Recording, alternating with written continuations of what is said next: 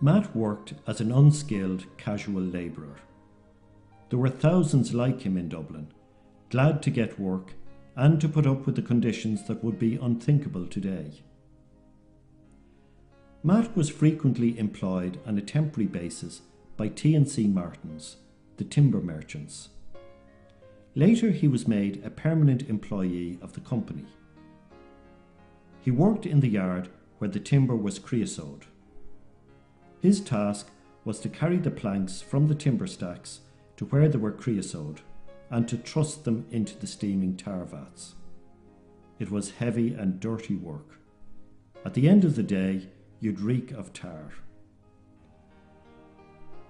One workmate described, "It was a very dirty job, and Matt was a very clean and tidy man.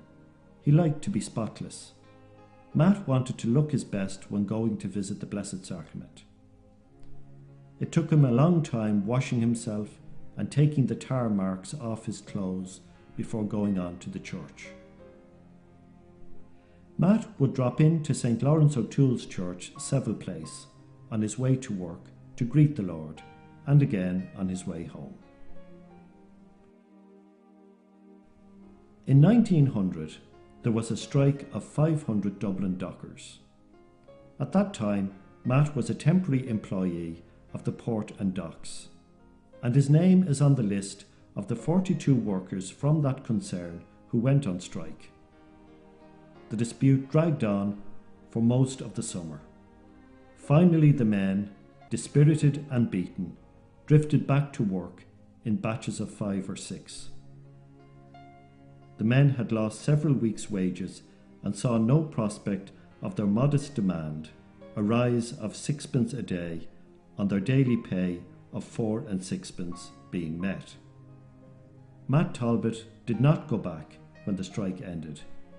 His stand at this time, 13 years before Jim Larkin and the general strike of 1913, is worth noting. By 1909, he was a permanent employee of T&C Martin's and a member of the Builders Labourers branch of the Irish Transport and General Workers Union. In the general strike of 1913, an attempt by the leaders of the Employers' Union to break sympathetic strike tactics resulted in workers not previously involved coming out. Martin's workers went on strike in September, Matt Talbot with the rest. A man who had his doubts about going on strike asked Matt's opinion. Matt said how he had read and prayed about it, and that he was particularly convinced by a book he had read which stated that no man has the right to starve a worker into submission. He had great admiration for Jim Larkin, and when asked of his opinion on the strike, he would say, "I do not know enough to judge. Jim Larkin knows the rights and the wrongs of it." He didn't go on the picket line, but this was not unusual, as men nearing their 60s were not asked to. Nor did he collect strike pay, and when his fellow workers discovered this, they brought it to him every week. Matt used it to help strikers with young families. He sensed when they were in difficulties, and he would make his offer of money to tide you over in a delicate and tactful way. It was at this time that Matt read a book entitled True Devotion to the Blessed Virgin Mary by St. Louis Marie de Montfort, a spiritual work that had a profound influence on Matt's life and would eventually lead to the discovery of his hidden ascetic life. In this book, St. Louis aims to lead us to a closer union with Christ through a more faithful observance of our baptismal promises. One of the external practices described by St. Louis is the wearing of a little chain as a symbol of consecration. While not essential, they remind those who wear them that they have shaken off the chains of sin and put on the chains of Jesus Christ. Although his words were clear enough, Matt, in his usual manner of doing everything to excess, chose to understand them as a call not only for a chain that would be a sign of his bondage to Christ, but a chain uncomfortable enough to remind him constantly of Christ's suffering. With the approval of his spiritual director, Matt began to wear these chains, particularly on the feasts of Our Lady and when he undertook novenas in preparation for the great solemnities of the Church.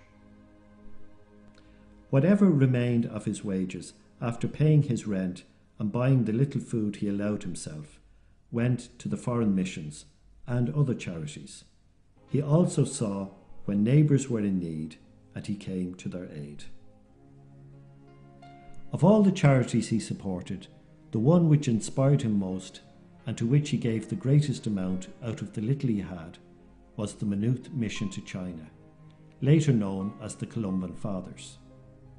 The only known letter Matt ever wrote was to the Maynooth Mission to China.